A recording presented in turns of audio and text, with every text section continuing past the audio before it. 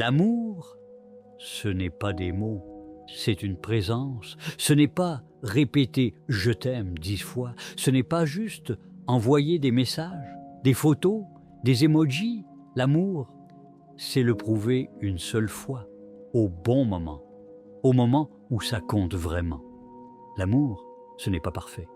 Il n'est jamais lisse. Il est parfois chaos. Il est parfois douleur. Il est parfois distance. Mais il est aussi lumière, guérison, patience. Comme le dit Paulo Coelho, l'amour ne se possède pas, il se vit. Aimer, ce n'est pas posséder. Ce n'est pas enfermer l'autre dans tes peurs, tes exigences ou tes attentes. Aimer, c'est comprendre, même quand on ne te comprend pas. C'est accepter les silences, les différences, les moments où tout semble flou. C'est rester fidèle à ce qu'on ressent, même quand tout autour de toi vacille, même quand les doutes s'installent, même quand le monde te crie de fuir. Comme le disait Rumi, l'amour est le pont entre toi et tout le reste.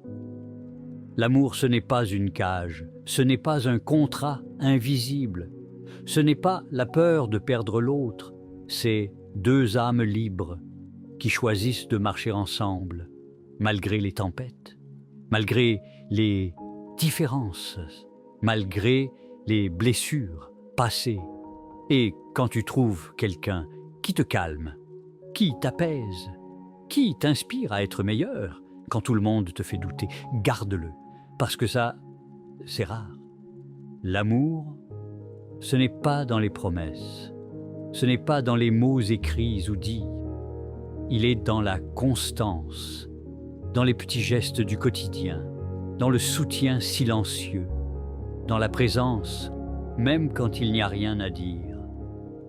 Comme le disait Antoine de Saint-Exupéry, aimer, ce n'est pas se regarder l'un l'autre, c'est regarder ensemble dans la même direction.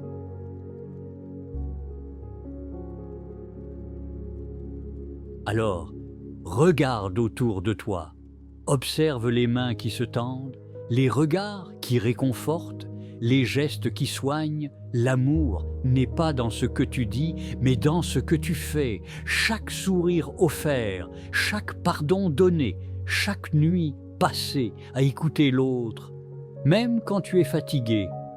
L'amour, ce n'est pas une destination, c'est un chemin qu'on parcourt à 2, en apprenant à marcher avec les blessures, les peurs et la lumière de chacun.